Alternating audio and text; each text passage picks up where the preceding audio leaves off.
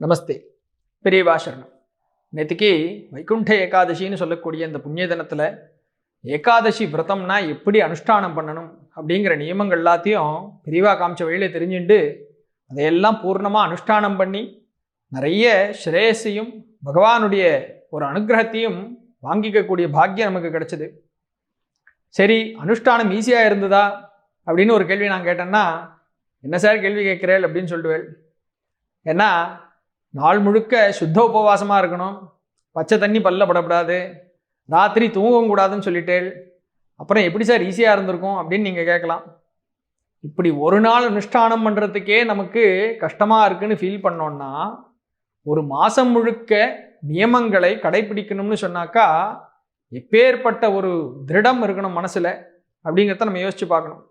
அதுவும் இங்கே நம்ம பார்த்தது 2-3 கண்டிஷன் தான். இன்ஃபேக்ட் 3 கண்டிஷனில் 2 தான் ரொம்ப நம்ம கஷ்டப்படக்கூடியதான, ஃபிசிக்கலி வருத்தக்கூடியதான கண்டிஷன் சொல்லலாம்.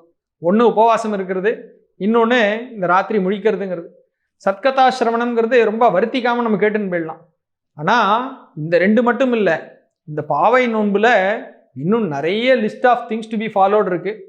அது எல்லாத்தையும் ஒரு மாதம் முழுக்க கடைபிடிச்சா தான் வாஸ்தவத்தில் அந்த பகவான் கிட்டக்கையே இருக்கிறது இல்லை, பகவான் கூடவே இருக்கக்கூடிய பாக்கியம் கிடைக்கும் அப்படின்னு சொல்லி இந்த நியமங்கள் எல்லாத்தையும் ஃபாலோ பண்ணணும்னு ஒரு லிஸ்ட்டு போட்டு வச்சுருக்கா.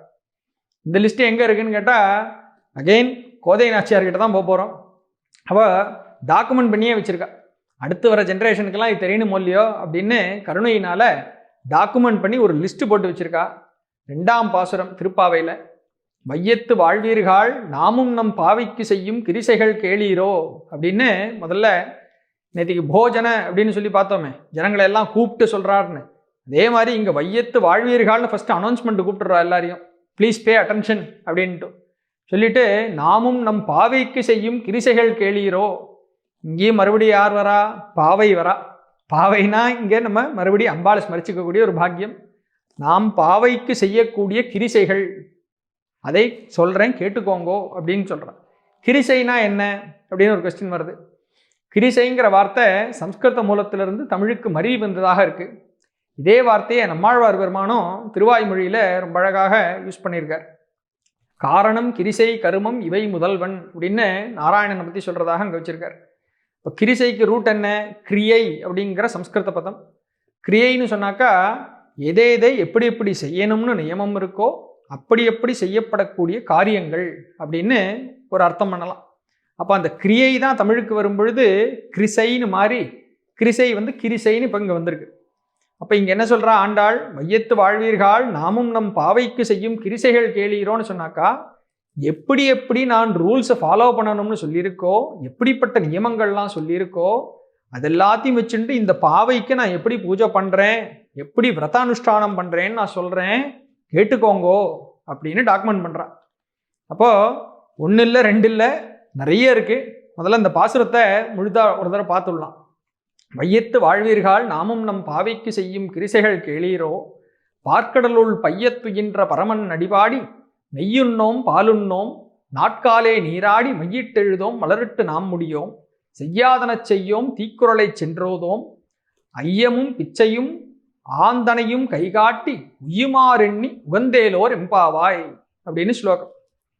இதில் பிரித்து ஒரு போர்ஷனாக பார்த்துன்னு இருந்தோம்னா எவ்வளோ list of things to be followed இருக்குன்னு நமக்கு தெரியும். அப்போது 1-2 இல்லை, ஆப்ஸ்டினன்ஸ்னு ஒன்று இருக்குது. அதாவது எதெல்லாம் செய்யக்கூடாதுங்கிற லிஸ்ட் இருக்குது. Do's and don'ts. டோன்ட் வேறு நிறைய இருக்குது, என்னெல்லாம் செய்யணுங்கிறதும் இருக்குது. அப்போ அந்த ஆர்டர்லேயே வருவோம். கேளீரோன்னு சொல்லிட்டு என்ன ஆரம்பிக்கிறா? பார்க்கடலுள் பையத்துகின்ற பரமன் அடிபாடி. அப்போது பகவானை மனசால ஸ்மரிச்சுட்டே இருக்கணும். இப்போ எந்நேரமும் உபவாசம்னு சொன்னாரே பெரியவா, அவன் கூடவே இருந்துட்டு இருக்கிறது சத்கதா சிரவணம்னு சொன்னாலே அதே விஷயம் இங்கே பார்க்குறோம். மனசார அவனை ஸ்மரிச்சுட்டே இருக்கிறது பரமன் அடிபாடி. என்ன சொல்கிறா அடுத்தது? நெய்யுண்ணோம் பால் உண்ணோம்.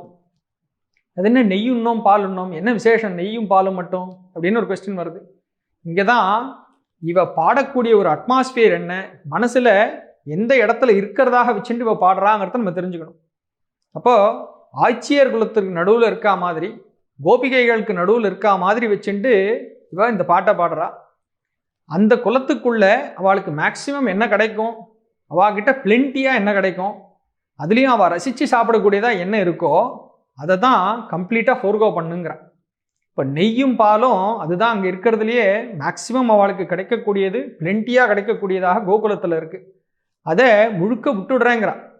இதே விஷயந்தான் நம்ம பார்க்குறோம் ஸ்ரீமத் பாகவதத்துலேயும். சேரூர் ஹவிஷ்யம் குஞ்சானாகா காத்தியாயன் அர்ச்சன விரதம்னு அங்கே சொல்லியிருக்காரு. அவள் ஹவிஷ்யம்னு சொல்லக்கூடியதாக வெறும் அன்னத்தை அவள் எடுத்து சாப்பிட்றா. அதுக்கு தனியாக இந்த பால் நெய் போட்டுக்கிறதெல்லாம் கிடையாது, அதுக்கு மசாலா போடுறது கிடையாது, ஸ்பைஸ் எல்லாம் கிடையாது. வெறும் பிளாண்ட் ஃபுட்டாக உபவாச நியமம்னு அவள் வச்சுட்டு இருக்கா. அதே தான் இங்கே பார்க்குறோம். இது சொல்லும் பொழுதே சாதாரணமாகவே நம்ம உபவாசம்னு பண்ணும் பொழுது எப்படி பண்ணுறோங்கிற ஒரு விஷயத்தை நம்ம மனசில் கொண்டு வரலாம். அதாவது அரிசி நிறைய விளையக்கூடிய நம்ம மாதிரி இந்த சதர்ன் ஸ்டேட்ஸில் உபவாசத்தன்னைக்கு அரிசி சேர்த்துக்கூடாது, கோதுமையில் எதாவது பண்ணால் பரவாயில்லன்னு ஒரு சப்ஸ்டியூட் வச்சுப்போம். அதே மாதிரி வடக்கில் கோதுமை விளையிற இடத்துல கோதுமையை விட்டுட்டு அதுக்கு பதிலாக வேறு ஏதாவது ஒரு தானியம்னு ஒரு சப்ஸ்டியூட் வச்சுப்பான். அதாவது தனக்கு எது நிறைய கிடைக்கிறதோ, எது தன்னால் ஈஸிலி ஆக்சசபிளாக இருக்கோ அதை சேர்த்துக்கிறது இல்லை. அப்போது தனக்கு எது ரொம்ப மனசுக்கு பிரியமானதாக இருக்கோ அதை விட்டுடணும் அப்படிங்கிறதாக ஒரு அப்ஸ்டினன்ஸ், அதிலிருந்து விலகி இருக்கிறது. அது மாதிரி இங்கே நெய்யும் பாலும் அவளுக்கு நிறைய கிடைக்கக்கூடியதாக இருக்குது. கிருஷ்ணனுக்கு வெண்ணெய்னா எவ்வளோ பிடிக்கும் அப்படிங்கிறது கோகுலத்தில் அவன் வளர்ந்ததுனால அந்த வெண்ணெய்ங்கிற விஷயத்த சொல்கிறோம். அது மாதிரி இவா எல்லாருக்குமே அது பிரியமாக இருக்கணுமோ இல்லையோ, அது எல்லாத்தையும் விட்டுடுறேன், நான் நெய் சாப்பிட மாட்டேன், பால் சாப்பிட மாட்டேன்னு லிஸ்ட் பண்ணிட்டான். அப்போது முதல்ல பார்க்கடலுள் பையத்துயின்ற பரமன் நடிப்பாடிங்கிறது சத்கதாசிரவணம் உபவாச நியமம் அங்கே வந்துருத்து, அவர் கூடவே சேர்ந்து இருக்கிறதுன்ட்டு. இங்கே நெய்யுண்ணோம் பாலுண்ணோம்னு சொன்ன உடனே சுத்தோபவாசத்தில் கிட்டத்தட்ட பாதி முக்கால் இங்கே வந்தாச்சு. ஏன்னா மனசுக்கு பிடிச்சது எதுவோ அதை விட்டாச்சுன்னு சொன்னாலே ஒரு பெரிய சாக்ரிஃபைஸ் அங்கே நடக்கிறது. அதுவும் ஒரு நாளைக்கு இல்லை, ஒரு மாதம் முழுக்க இதை அப்சர்வ் பண்ண போகிறான். நெய்யுண்ணோம் பாலுண்ணோம் ஆயிடுத்து. அடுத்தது நாட்காலே நீராடி விடிகாலம்பர நீராடி மையிட்டு எழுதோம் மலரிட்டு நாம் முடியும். கண்ணுக்கு மையெல்லாம் தீட்டிக்க மாட்டேன், தலையில் பூ வச்சு ரொம்ப அழகாக முடிஞ்சுட்டு போகிறதுங்கிறதெல்லாம் பண்ண மாட்டேன். அப்போ என்ன அர்த்தம்? தனியாக ஸ்பெஷல் அலங்காரங்கள் எதுவும் பண்ணிக்க மாட்டேன். அப்போது விரத காலத்தில் இந்த மாதிரி அலங்காரங்கள், பூச்சிகள், சென்ட்டு பூசிக்கிறது, இந்த மாதிரி விஷயங்கள்லாம் இருக்காதுன்னு அந்த காலத்திலே சொல்லியிருக்கு. இப்போ இதெல்லாம் வாசன திரவியங்கள்னு சொல்கிறோமோ அதை தானே இப்போ சென்ட்டுன்னு சொல்கிறோம், பர்ஃப்யூம்னு. அந்த வாசனாதி திரவியங்கள் எல்லாம் அந்த பூச்சிக்கள்லாம் பூசிக்க மாட்டா. இப்படி வெளி விஷயமாக எக்ஸ்டர்னலாக இருக்கக்கூடிய பல விஷயங்கள் லிஸ்ட் அவுட் பண்ணின்னு வந்துட்டா. அடுத்தது வெளிப்புற சுத்தம் மட்டும் போராது, உள்ளுக்குள்ளேயும் அகமும் புறமும் சுத்தமாக இருக்கணுமே. அது சம்பந்தமான இன்னும் சில நியமங்கள் அதில் சொல்லிட்டு வரா. அதில் தான் செய்யாதன செய்யோம் தீக்குறளை சென்றோதோம் அப்படிங்கிறது வருது. செய்யாதன செய்யோம்னா சாஸ்திரங்கள் நிஷித்தமாக எதை சொல்லியிருக்கோ இதெல்லாம் பண்ணக்கூடாதுன்னு சொல்லியிருக்கோ, மனசால கூட இதெல்லாம் ஸ்மரிக்கக்கூடாது நினைக்கக்கூடாதுன்னு சொல்லியிருக்கோ அதையெல்லாம் நான் செய்ய மாட்டேன். அதே மாதிரி தீக்குறளை சென்றோதோம்னு சொன்னாக்கா ஒருத்தரை பற்றி இன்னொருத்தர்கிட்ட போய் புறம் சொல்கிறது, இந்த கோழி மூட்டுறதுன்னு சொல்கிறோமே அதுதான் கோள் சொல்வதுன்னு இருந்திருக்கு, அது கோழி மூட்டுறதுன்னு ஆயிடுத்து இன்னைக்கு பாஷையில். அப்படி இன்னொருத்தரை போய் கோள் மூட்டுவது, இன்னொருத்தரை பற்றி தப்பாக பேசுறது, இப்படிங்கிற காரியங்கள்லாம் ஈடுபடாமக்கி. ஏன்னா வாயும் வேண்டாத வார்த்தைகளே பேசக்கூடாது விரத அனுஷ்டானம் பண்ணும்பொழுது. அதையும் பெரியவா சொல்லியிருக்கா. முடிஞ்ச வரைக்கும் விரதம் நம்ம என்னைக்கு வச்சுட்டு இருக்கோமோ அன்னைக்கு மௌனமாகவே இருந்துட்டா தேவலாம். ஏன்னா வாயிலிருந்து வரக்கூடிய வார்த்தைகள் எப்படி மனசுக்குள்ள முழுக்க பகவானே ஸ்மரிச்சுட்டு இருக்கோமோ அதே மாதிரி வாயிலிருந்து வெளியில் வரக்கூடிய வார்த்தைகளும் பகவத் ஸ்மரணையாகவே வரணும். அப்படிங்கிறதுக்காக ஜாஸ்தி பேசாமே இருந்துட்டா தேவலாம். மௌனமாகவே இருந்துட்டாக்கா மனசும் வேற எந்த ஆக்ஷனையும் வார்த்தையில் வெளியில் கொட்டாமைக்கு உள்ளுக்குள்ள சுவாமியே அப்படியே தியானத்திலேயே வச்சுட்டு இருக்கோம் அப்படிங்கிறதா சொல்கிறா. இங்கே இவன் என்ன சொல்கிறா, என்னால் பேசாமல் இருக்க முடியாது, அட்லீஸ்ட்டு தப்பான இதையும் பேசாமிக்க இருக்கேன், அதுக்கு பதிலாக நான் என்ன பேசுவேங்கிறதா முதல்லே சொல்லிட்டா. பார்க்கடலுள் பையத்துயின்ற பரமன் அடிபாடின், இப்போ எப்பவும் அவருடைய பஜனத்தை பண்ணிகிட்டே இருக்கேன் அப்படின்னு சொல்லிட்டா. அப்போ இந்த விஷயம் வந்துருத்து. செய்யாதன செய்யும் தீக்குறளை சென்றோதும். அதோட முடிஞ்சிடுதா சார் லிஸ்ட்டுனா? இல்லை, இன்னும் ஒரு விஷயம் இருக்குது. ஐயமும் பிச்சையும் ஆந்தனையும் கை காட்டி உய்யுமாறண்ணி உகந்தேலோ ரெம்பாவாய் அப்படிங்கிற. ஐயமும் பிச்சையும்னாக்கா இதுக்கு சில பெரியவர்கள்லாம் என்ன அர்த்தம் கொடுக்குறான்னா ரெண்டும் தனித்தனியாக டிஸ்டிங்விஷ் பண்ணி சொல்கிறான். ஐயம்னு சொன்னாக்கா ஒரு பிரம்மச்சாரிக்கு பண்ணக்கூடிய பிக்ஷை, இந்த பிச்சைன்னு சொன்னாக்கா சன்னியாசிக்கு கொடுக்கக்கூடிய பிக்ஷைன்னு ரெண்டுத்தையும் டிஸ்டிங்விஷ் பண்ணுறான். நமக்கு தெரிஞ்சுக்க வேண்டியது மொத்தமாக தான தர்மங்கள் அப்படின்னு தெரிஞ்சுட்டா போகிறோம்.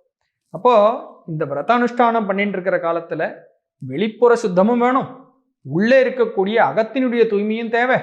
அதே மாதிரி இது எல்லாத்தையும் நன்னா சுத்தப்படுத்துறதுக்கு பியூரிஃபிகேட்டரி மெஷராக தான தர்மங்களை பண்ணுறது இப்படிங்கிறதும் இருக்குன்னு பெரிய லிஸ்ட் இருக்குது.